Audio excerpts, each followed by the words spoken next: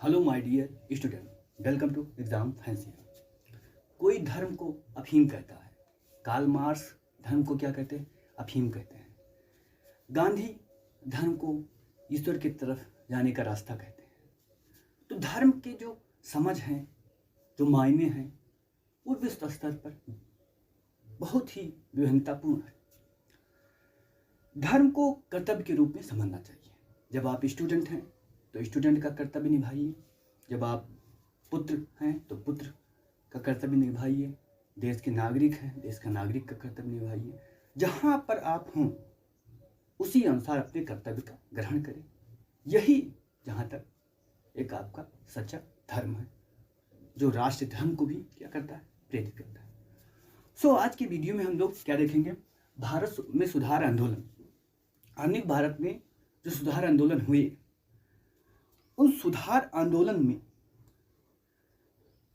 आंदोलन के कारण स्त्रियों की दशा में कैसे परिवर्तन हुआ, कौन कौन महान विभूतियां रहीं, नायक रहे जिन्होंने स्त्री दशा को सुधारने का प्रयास किया, उन सब बारे में हम लोग क्या करेंगे? चर्चा करेंगे। हम लोगों ने भारत सुधार आंदोलन, भारत में जो धार्मिक सुधार आंदोलन है, उसके कारण तथा पृष्ठभूमि को देखा है।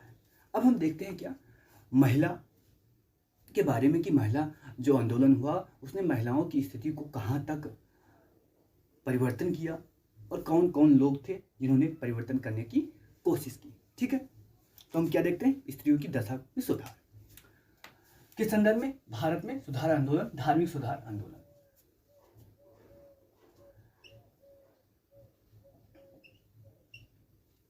हमने स्त्रियों को लिया। अब स्त्रियों में स्पेशली महिलाओं में जो जो समस्याएं थीं, क्या जो कुरीतियां थीं, जिसके कारण महिलाओं को क्या कर दिया जाता था? समाज से आप कह सकते हैं अलग माना जाता था। वो कौन कौन सी कुरीतियां थीं और उन कुरीतियों को कैसे हटाया गया, कैसे समाज से हट रहा है, क्या कैसे समाज से हट रहा है, उसको हम लोग देखते हैं। तो पहले देख लेते हैं कौन कौन सी कुरीतियां थीं। पहला जो था वो सती प्रथा। क्या? पहला सती प्रथा था। दूसरा क्या था? बहुपत्नी प्रथा। क्या? बहुपत्नी प्रथा। अगला जो था वो शिशुवध। क्या? शिशुवध। अगला जो था वो था विधवा विवाह पर रोक। ये 4 पॉइंट हैं। क्या? 4 ये पॉइंट हैं जो क्या थे? धार्मिक सुधार आंदोलन के दौरान इसमें क्या किया गया? कुछ सुधार किया गया। क्या? कुछ सुधार किया गया। ठीक है, स्त्री शिक्षा भी है। क्या? स्त्री शिक्षा भी है कि कैसे स्त्री शिक्षा आगे बढ़ी। तो एक पॉइंट ये भी रख सकते हैं कि स्त्री शिक्षा। क्या? स्त्री शिक्षा। ये इतने पॉइंट हैं जिसके अंतर्गत हम जो स्त्री के संदर्भ में जो प्रगति हुई है धार्मिक सुधार आंदोलन के समय, उसको हम लोग देखेंगे। ठीक है, तो हम लोग क्या देखते हैं? पहला क्या? शिशुवध को देख लेते हैं, या सती प्रथा, जो अच्छा लगे। सती प्रथा को देखते हैं पहले।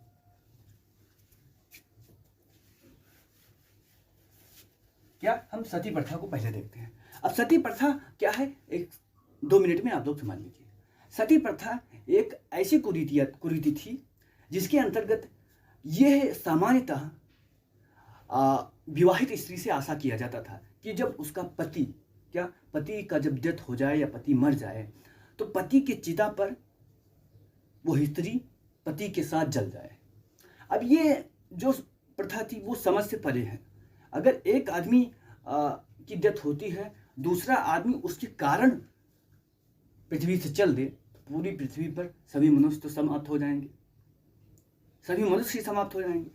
तो ये जो प्रथा थी, ये अपने आप में ही एक क्रूर प्रथा थी, जो तर्क के किसी भी आधार पर, क्या तर्क के किसी भी आधार पर टिक नहीं सकती। क्या? टिक सकती ही नहीं। अब जब कंपनी जब ब्रिटिश शासन यहाँ आया तो ब्रिटिश शासन धीरे धीरे ने क्या किया, ब्रिटिश कंपनी ने या ईस्ट इंडिया कंपनी ने यहाँ पर शासन स्थापित कर दिया। शासन स्थापित करने के बाद क्योंकि यूरोप में रेनेसां या पुनर्जागरण का काल चल रहा था, पुनर्जागरण के कारण तर्कों की नई नई क्या इनपुट आ रहे थे, तर्कों के नए नए प्रकार आ रहे थे, तो उन लोगों के पास तर्क के पर ये जो परंपरा थी वो नहीं टिक रही थी। क्या उनके तर्कों पर ये सही नहीं थी, इसलिए उन्होंने क्या किया, इसलिए उन्होंने इस परंपरा को हटाने की कोशिश की। क्या हटाने की कोशिश की, ठीक है। तो सती प्रथा, अब सती प्रथा में पहला हमने देखा क्या, कंपनी को देखा, यानी कंपनी जब शासन, कंपनी के शासन, ठीक है, कंपनी के शासन के प्रतिकूल, ऐसा कह सकते हैं। अब कंपनी के शासन का प्रतिकूल का मतलब यहां पर यह है कि कंपनी में जो लोग काम कर रहे हैं, जो शासन व्यवस्था को संभालने की कोशिश कर रहे हैं, जो संभालते हैं, उनके तर्कों पर ये सही नहीं फिट हो रही थी। क्या सही नहीं फिट हो रही थी, तो कंपनी कार्य करना ही चाहती थी, लेकिन कंपनी कोई भी ऐसा कार्य नहीं करना चाहती जिससे भारतीय जनता क्या हो, को तकलीफ हो। लेकिन अगर भारतीय जनता में कोई ऐसा व्यक्ति आए जो ऐसा करे कि इसको हटाया जाए, प्रचार प्रसार करे, तो कंपनी कर भी सकती थी। तो एक महान नायक का जन्म हुआ जिसका नाम राजा राम मोहन राय। क्या, राजा राम मोहन राय के सामने ही उनकी भाभी को जला दिया गया था। कोई जिंदा व्यक्ति को जला दिया जाए, आप केवल कल्पना कर सकते हैं कि मानवता कैसी शर्मसार होती है, और मानवता कैसे शर्मसार होती है, और कितना एक व्यक्ति को दर्द होता होगा, कितना दर्द होता होगा। तो राजा राम मोहन राय ने यह प्रण कर लिया कि मैं इसको बंगाल से कम तो खत्म करूंगा ही करूंगा, और इसके लिए उन्होंने एक आंदोलनात्मक रूप से कार्य करना शुरू किया। ठीक है, उन्होंने इसको क्या कहा, उन्होंने सती प्रथा को शास्त्रों की आड़ में हत्या कहा। क्या, शास्त्रों की आड़ में हत्या, शास्त्रों की आड़ में हत्या। अगर क्वेश्चन फ्री में आ सकता है, इस शास्त्रों की आड़ में हत्या किससे संबंधित है, किसने कहा, तो राजा राम मोहन राय ने इसको कहा। अब राजा राम मोहन राय क्या कर रहे थे, राजा राम मोहन राय सती प्रथा को हटाने के लिए प्रयास कर रहे थे, अखबारों में लेख लिख रहे थे, यानी सरकार तक क्या बात अपनी पहुंचा रहे थे, या कंपनी तक अपनी बात पहुंचा रहे थे। अब उसी समय कंपनी में एक व्यक्ति आता है जो बहुत ही उदार व्यक्ति रहता है। क्या, जो बहुत ही उदार व्यक्ति रहता है, उसका नाम है William Bentinck, Lord William Bentinck. क्या, लॉर्ड विलियम बेंटिक आते हैं, और लॉर्ड विलियम बेंटिक उदार व्यक्ति रहते हैं, वो भी चाहते हैं कि इसको हटा दिया जाए, यानी गवर्नर जनरल कौन बन के आता है, लॉर्ड विलियम बेंटिक आते हैं। तो ये भी क्वेश्चन पूछा जा सकता है कि किसने सती प्रथा को हटाया। क्या, किसने सती प्रथा को हटाया, तो उस समय गवर्नर कौन था, गवर्नर जनरल, तो क्या आपको बताना है, लॉर्ड विलियम बेंटिक। क्या, लॉर्ड विलियम बेंटिक। अब लॉर्ड विलियम बेंटिक राजा राम मोहन राय के विचारों से सहमत हुए। क्या, राजा राम मोहन के विचारों से सहमत हुए, और 1829 में उन्होंने क्या किया, इसको हटा दिया। क्या, 1829 का कानून, आप ऐसे कह सकते हैं कानून, कभी कभी ये भी पूछा जाता है 17वीं, क्या 17वीं, क्या 1829 का कानून, 17वीं धारा आप कह सकते हैं, क्या 17वीं नियम कह सकते हैं, 17वीं नियम। क्या 17वें नियम के द्वारा क्या इसको शासन के स्तर पर क्या कर दिया,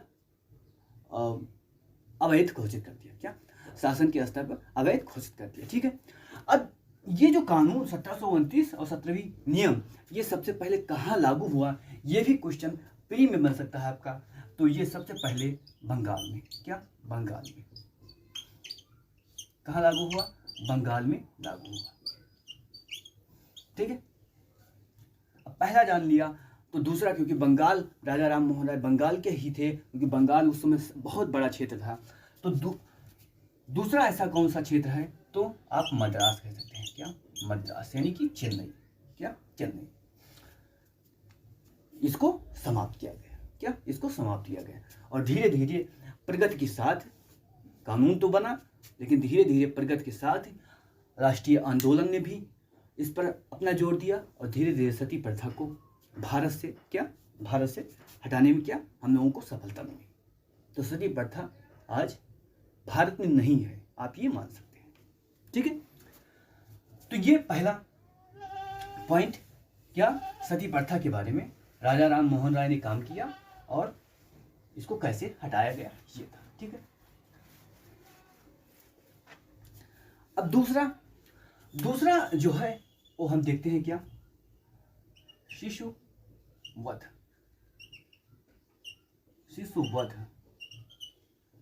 ठीक है, या शिशु हत्या कह सकते हैं। अब शिशु हत्या में केवल सभी शिशुओं की हत्या नहीं केवल किया जाता था। शिशु हत्या में केवल उस शिशु की हत्या की जाती थी जो क्या हो, फीमेल हो, जो लड़की हो।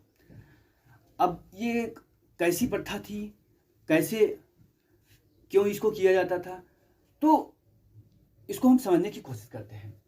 भारत में जो लड़कियों को सामान्यतः वर्तमान में भी ये जो समस्या है वर्तमान में भी है, क्या माना जाता है, बोझ माना जाता है। क्यों बोझ माना जाता है, ये भी समझ से परे है। पूरे घर का खाना उनको बनाना, बोझ तो और होते हैं उन पर लोग, लेकिन उन्हें बोझ माना जाता है। किस लिए बोझ माना जाता है, क्योंकि शादी जब की जाएगी तो उन्हें क्या कर दिया जाएगा, उन पैसा देना पड़ता। क्या शादी जब, इसको आप कह सकते हैं दहेज। शादी जब करनी होती है लड़कियों की तो उन्हें पिता को क्या देना पड़ता, दहेज देना पड़ता, या भाई को, जो भी है। दहेज देने के कारण क्या माना जाने लगा, बोझ माना जाने लगा। क्या बोझ माना जाने लगा। अब ये धीरे धीरे ये जो परंपरा थी, दहेज शुरू में तो सही रहा होगा, शुरू में सही रहा होगा कि शादी हुई उसके बाद जो जिसको जो कुछ देना चाहे खुशी में वो दे सकता है।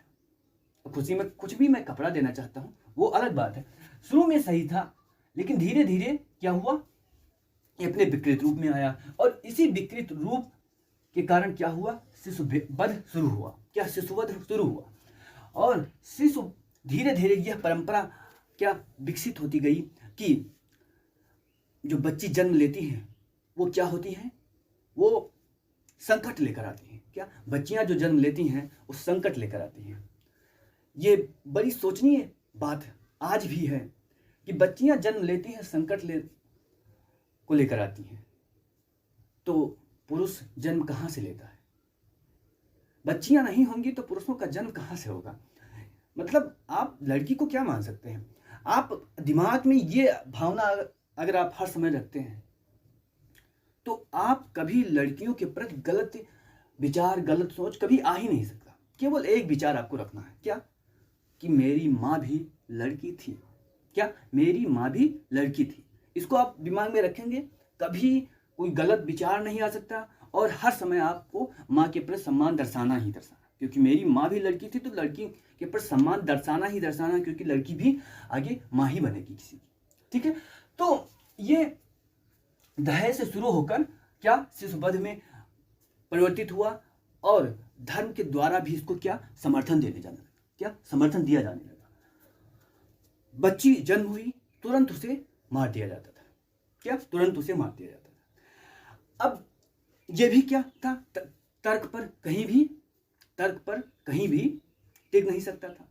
इसको भी अंग्रेजी शासन क्या चाहती थी, हटाना चाहती थी। क्या अंग्रेजी शासन इसको भी हटाना चाहती थी।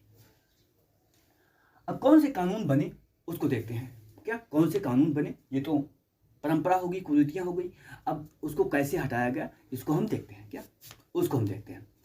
ये 1795 में, क्या 1795 में एक अधिनियम आया। क्या 1795 में एक अधिनियम आया। अगर पूछा जाता है तो पहला कानून जो जो शिशु वध से बनता है वो क्या 1795, ठीक है। 1795 के कानून, 1795 का कानून हो गया और 21वां नियम आप कह सकते हैं, 21वां धारा कह सकते हैं, नियम, ठीक है। इसके द्वारा क्या किया गया, शिशु वध को अवैध कर दिया गया। क्या शिशु वध को अवैध कर दिया गया, ठीक है। और इसके बाद जब यह कारगर नहीं हुआ तो 1804 में पुनः कानून आया और इसको तीसरा नियम या धारा आप कह सकते हैं। क्या ये 21, ये तो 1795 और 1804 के कानूनों के द्वारा क्या शिशु वध को समाप्त किया गया। क्या शिशु वध को समाप्त किया गया, ठीक है। अब इस समय क्वेश्चन प्री का आ सकता है। ये तो प्री का क्वेश्चन हो गया आपका, ये आपको भी याद रखना क्योंकि एग्जाम में पूछा गया है प्री में। और इस समय कौन गवर्नर जनरल था, तो ये भी क्वेश्चन पूछा जा सकता है। तो बेलजली कौन थे इस समय, बेलजली बेलजली क्या थे, गवर्नर जनरल थे, ठीक है। क्या थे बेलजली, गवर्नर जनरल थे। तो ये हुआ क्या शिशु वध के बारे में जो कानून बने। अब ये आपको जानकर हैरानी होगी कि वर्तमान में भी शिशु वध हो रहा है।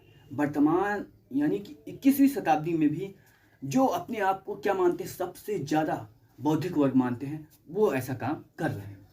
क्या वो ऐसा काम कर रहे हैं। आप हरियाणा, दिल्ली, जितने भी मेट्रोपॉलिटन सिटी हैं दक्षिण भारत को छोड़कर, वहाँ पर ये शिशु वध आज भी है। लेकिन पहले ये था कि शिशु को जन्म या बच्ची जन्म ले लेती थी तब उसे मार दिया जाता था।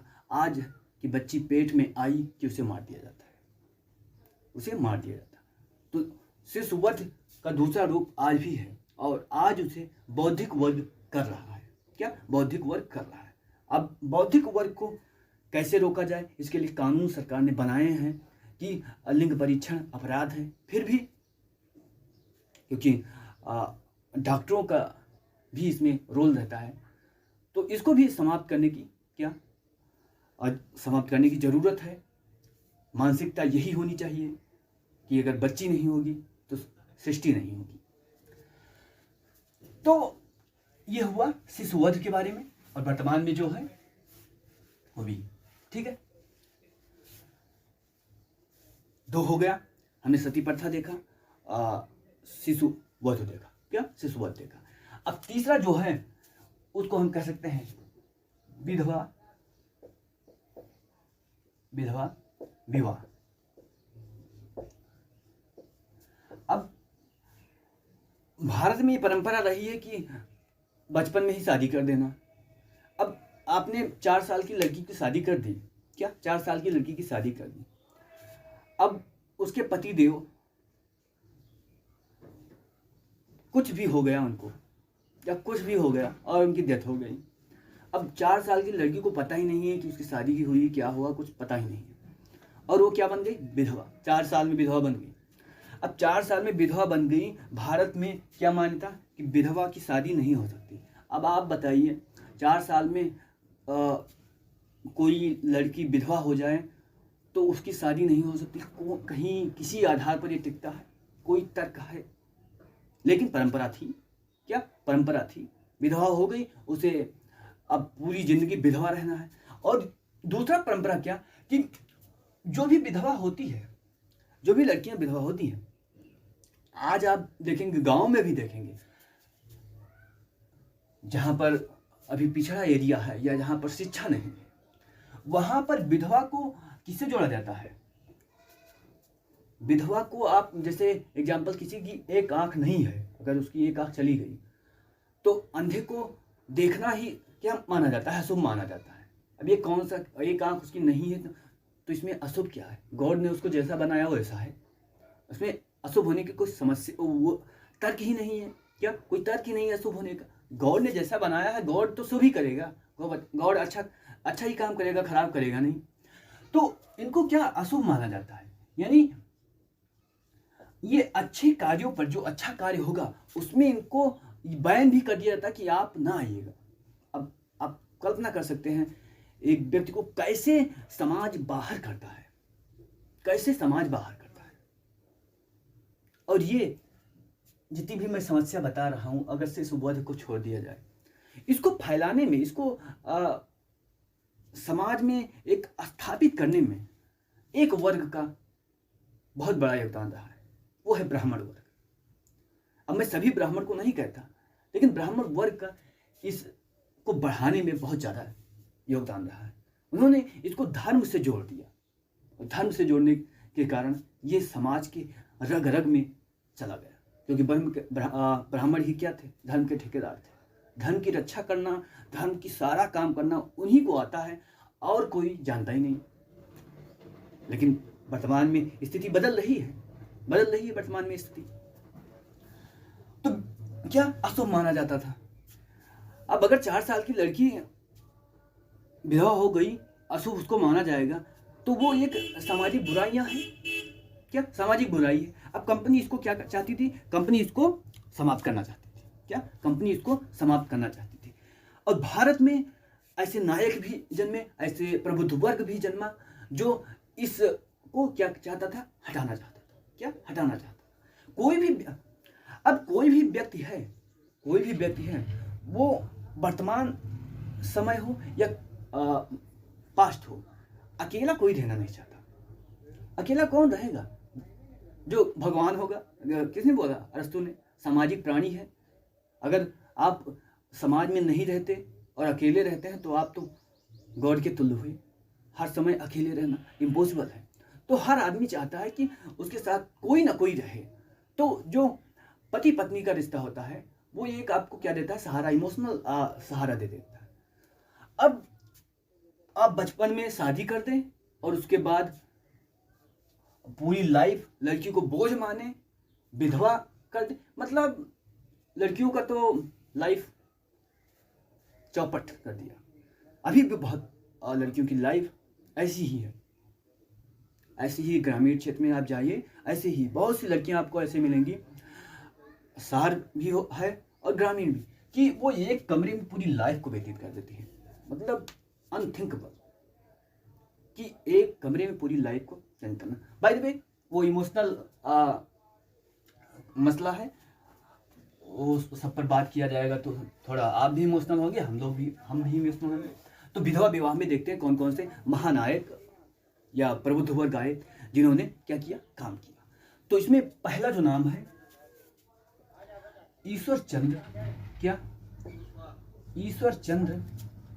विद्यासागर। क्या ईश्वर चंद्र विद्यासागर ने विधवा विवाह के लिए बहुत ही प्रयास किया। क्या ईश्वर चंद्र विद्यासागर ने विधवा विवाह के लिए बहुत ही प्रयास किया कि क्या हो, विधवा विवाह हो। इन्हीं के प्रयत्नों से 1856 में एक कानून आया। क्या 1856 में एक कानून आया, और इस कानून के द्वारा क्या किया गया कि विधवा विवाह को वैध किया गया। क्या विधवा विवाह को वैध किया गया। कानून आया 1856 में, और क्या कर दिया गया, वैध कर दिया गया। ठीक है, 1856 में क्या कर दिया गया, वैध कर दिया गया। अब एक पीढ़ी का क्वेश्चन आ सकता है कि प्रथम विधवा विवाह कब हुआ। क्या प्रथम विधवा विवाह कानूनी रूप से कब हुआ।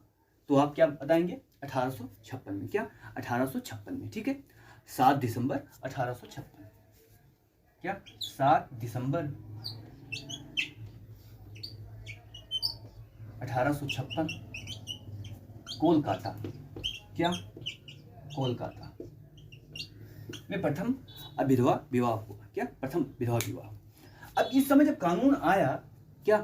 कानून आया तो गवर्नर जनरल कौन था, यह भी प्री का क्वेश्चन हो सकता है। तो उस समय गवर्नर जनरल लॉर्ड कैनिंग थे। ठीक है, तो ईश्वर चंद्र विद्यासागर के क्या प्रयासों से विधवा विवाह को क्या कर दिया गया, वैध किया गया। अब कौन कौन से और व्यक्ति हैं उनको भी हम लोग देख लेते हैं कि विधवा विवाह के संदर्भ में और कौन कौन व्यक्तियों ने काम किया है, क्योंकि प्री में आ सकता है, क्या प्री में आ सकता है।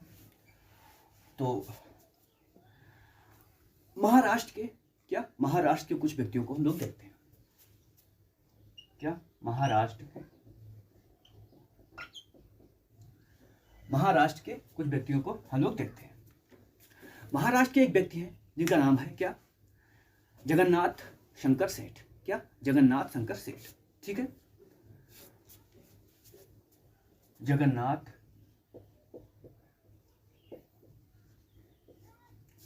शंकर सेठ। आप जब इस पर कभी क्वेश्चन आता है तो इन लोगों का नाम आप लिखेंगे। क्या, इन लोगों का नाम आप लिखेंगे, ठीक है, जिससे आपको क्या होगा, नंबर मिलने के चांस ज़्यादा होंगे। ठीक है, दूसरा जो नाम है वो भाऊ दाजी। क्या, दूसरा नाम है भाऊ दाजी का। क्या, भाऊ दाजी, जिन्होंने क्या इसमें क्या बोलते हैं, विधवा विवाह के समर्थन में या विधवा विवाह को स्थापित करने में इनका योगदान है। अब अगले जो विद्वान हैं, विष्णु शंकर पंडित। क्या, विष्णु शंकर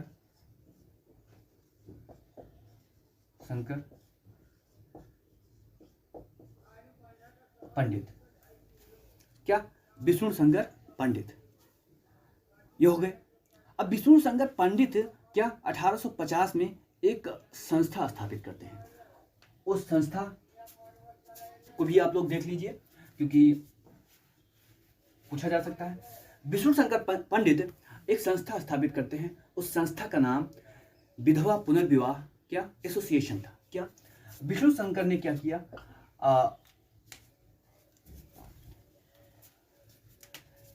विधवा विवाह एसोसिएशन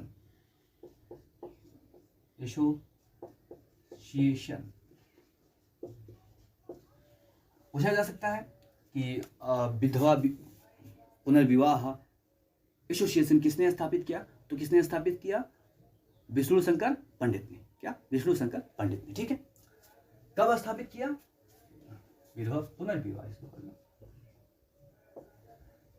1850 में। क्या,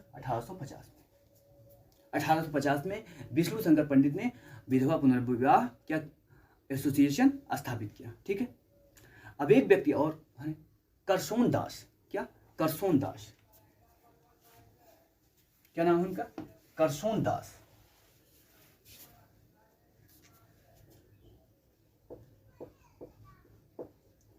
करसोन दास, इन्होंने भी एक संस्थान स्थापित किया। क्या, इन्होंने भी एक संस्थान स्थापित किया, उसका नाम था सत्य प्रकाश। क्या, उस संस्थान का नाम सत्य प्रकाश था,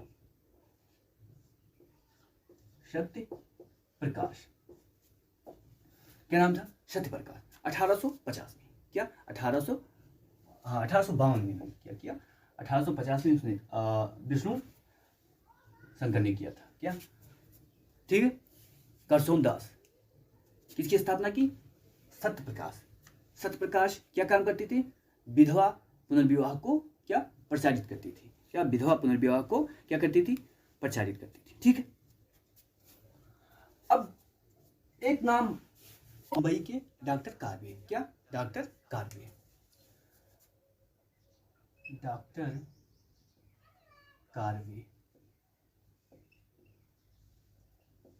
डॉक्टर कार्वे ने भी क्या विधवा पुनर्विवाह को क्या बहुत ही ज़्यादा अहमियत दिया और अपनी लाइफ का अधिकांश भाग इसी को क्या प्रचार करने में लगाया। क्या लगाया, उन्होंने 1893 में। क्या, 1893 में विधवा से विवाह किया।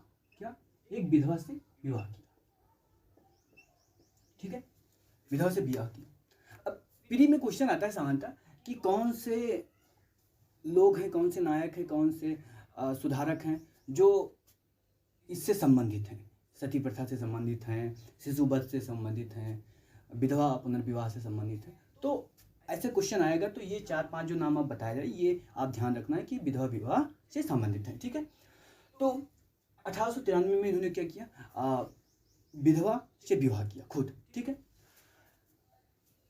1899 में इन्होंने क्या किया, 1899 में इन्होंने पूना में विधवा आश्रम की स्थापना की। क्या, पूना में विधवा आश्रम, विधवा आश्रम की स्थापना। ठीक है, विधवा आश्रम की स्थापना की इन्होंने। ठीक है, जिससे जो विधवा हैं उनके जीवन में जो समस्या आ रही हैं उनको किसी तरह दूर किया जाए। क्या, दूर किया जाए। आप वर्तमान में भी देखेंगे ना तो बहुत सारे क्या अनाथालय नहीं कह सकते हैं, वृद्धाश्रम कह सकते हैं, वृद्धाश्रम। तो वहाँ पर अब विधवा तो नहीं रहती, विधवा आश्रम भी हैं आज। तो वृद्धा आश्रम में क्या, माता पिता जो ऐसे बच्चे हैं जो माता पिता को छोड़ देते हैं वहाँ पर रहती हैं। उसी तरह विधवा आश्रम में जो विधवा हो जाती थी वो घर के लोग उन्हें क्या करते थे, छोड़ देते थे, तो वो विधवा आश्रम में रहती थी। ठीक है, तो उसी प्रकार का एक विधवा आश्रम डॉक्टर कार्बी ने स्थापित किया था। क्या, डॉक्टर कार्बी ने स्थापित किया। ये आपको क्या ध्यान रखना है। इन्होंने एक काम और किया, 1906 में भारतीय महिला विश्वविद्यालय की स्थापना की। क्या, 1906 में भारतीय महिला विश्वविद्यालय की स्थापना की। ठीक है,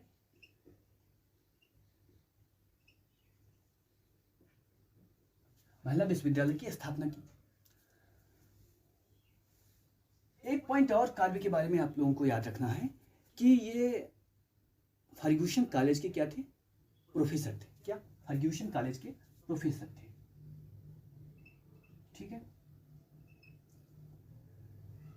फर्ग्यूसन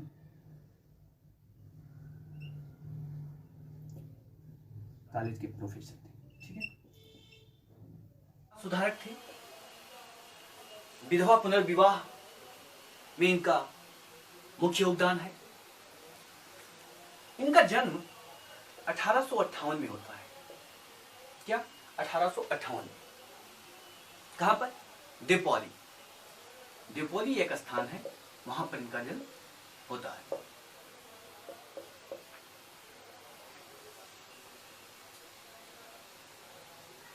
इनकी मृत्यु 1962, क्या, 1962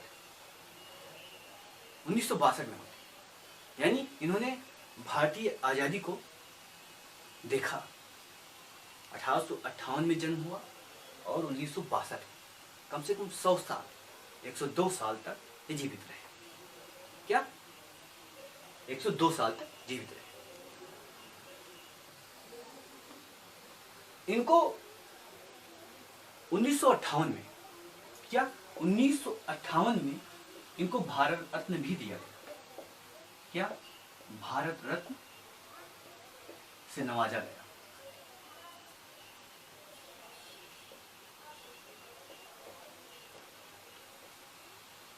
ठीक है, इनकी 2 पुस्तक है, उनको भी देखते हैं। इनकी 2 पुस्तक है, वो आत्मकथा, इनकी ही आत्मकथा है। एक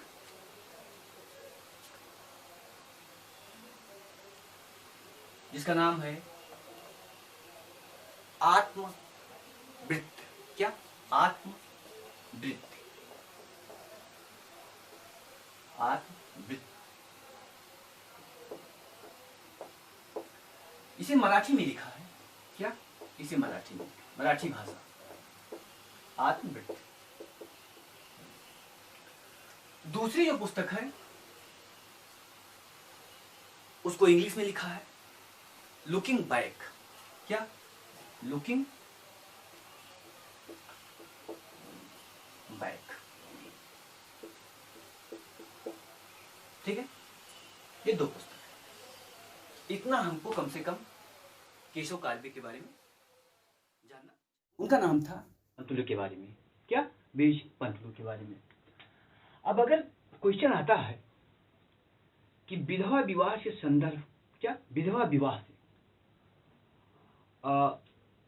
या मद्रास में विधवा विवाह के संदर्भ में किसने सुधार किया? तो आपको क्या बताना है? वीर सिंह पंतलू को। क्या? वीर सिंह पंतलू को। इनका पूरा नाम क्या है देखते हैं। इनका नाम है राव बहादुर, क्या? राव बहादुर कुंदपुरी, क्या? राव बहादुर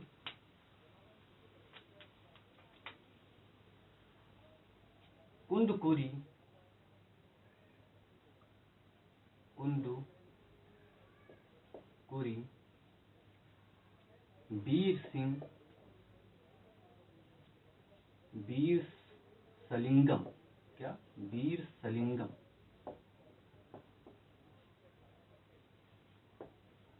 पंतलू। क्या नाम है इनका पूरा? राव बहादुर कुंदकुरी वीर सलिंगम पंतलू।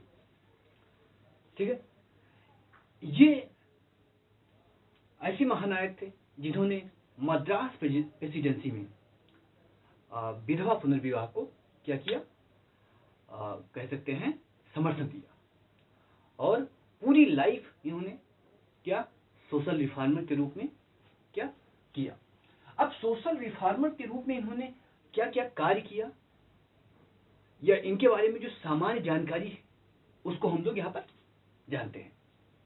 पहली जानकारी कि इनका जन्म कहाँ हुआ था।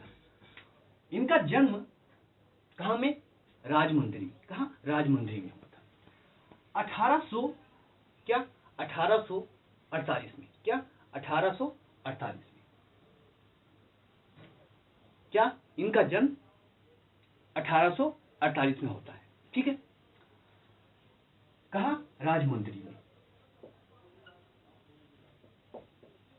उस समय मद्रास प्रेसिडेंसी में ये था। क्या? राजमुंदरी जो था वो मद्रास प्रेसिडेंसी में था। अब इनका डेथ कब होता है? इनका डेथ होता है 1919 में। क्या? 1919 में इनकी डेथ होती है। कहाँ? चेन्नई में, या चेन्नई को क्या कह सकते हैं? मद्रास। तब मद्रास था। ठीक है, ये इनका जन्म और डेथ के बारे में जानकारी हो गई। और इनके बारे में क्या है? ये ब्रह्म समाज से बहुत ज्यादा क्या थे? प्रभावित थे। क्या? वीर सलिंगम ब्रह्म समाज से बहुत ज्यादा प्रभावित थे। इन्होंने 1887 में ब्रह्म समाज के तर्ज पर ही एक मंदिर का निर्माण किया जिसका नाम ब्रह्मा मंदिर रखा। क्या? ब्रह्मा मंदिर रखा। फिर में क्वेश्चन आ सकता है कि ब्रह्मा मंदिर का निर्माण किसने किया? दक्षिण भारत का कौन सा सुधारक है जिसने ब्रह्मा मंदिर का निर्माण किया? तो कौन हुआ? वीर सलिंगम पंतलू। ठीक है, अगला पॉइंट इनके बारे में क्या जानने योग्य है? अगला पॉइंट यह है कि वीर सलिंगम को आंध्र प्रदेश का राजा राम मोहन राय कहा जाता है। क्या? आंध्र प्रदेश का, अगर कोई पूछता है कि आंध्र प्रदेश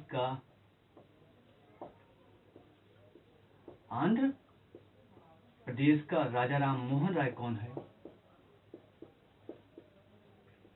राजा राम मोहन राय कौन है? वीर सलिंगम पंतलू। ठीक है, और क्या जानकारी इनके बारे में? इनको आंध्र प्रदेश का, या कह सकते हैं तेलुगु का, क्या? तेलुगु भाषा का इन्हें प्रथम साहित्यकार माना जाता है। क्या? तेलुगु भाषा का इन्हें प्रथम साहित्यकार माना जाता है। क्या? तेलुगु भाषा का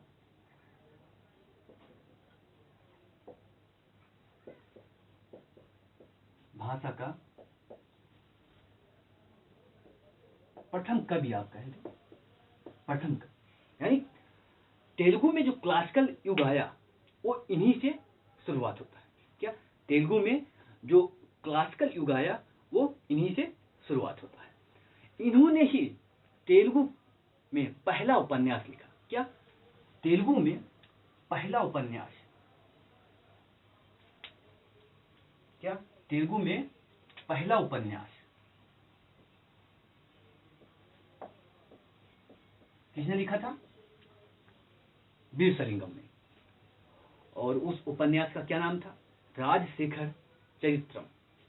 क्या राजशेखर चरित्रम, चरित्रम। क्या राजशेखर चरित्रम इनका उपन्यास था पहला, और तेलुगु भाषा में ये पहला उपन्यास था। ठीक है। इन्होंने एक उपन्यास और लिखा, उसका नाम है आंध्र काउला चरित्रम। आंध्र, क्या आंध्र काउला चरित्रम, चरित्रम। ये दो उपन्यास के लेखक है कौन? वीरेशलिंगम। ठीक है। तेलुगु भाषा में पहला उपन्यास है ये कौन? राजशेखर चरित्रम। और देखते हैं इनके बारे में थोड़ी जानकारी।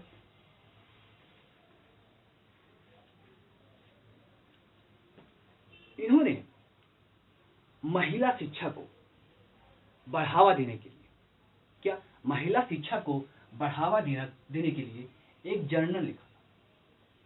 क्या एक जर्नल,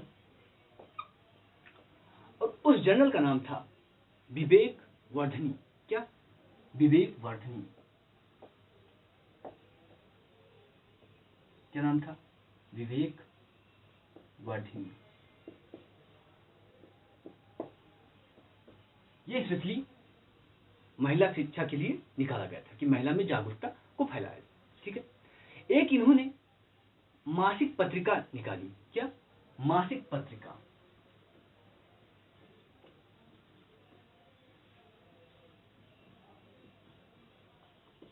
क्या मासिक पत्रिका। उस पत्रिका का नाम सतीहिता बोधनी था। क्या सतीहिता बोधनी था।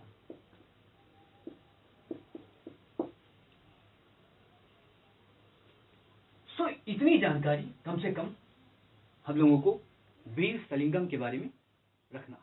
हम देखते हैं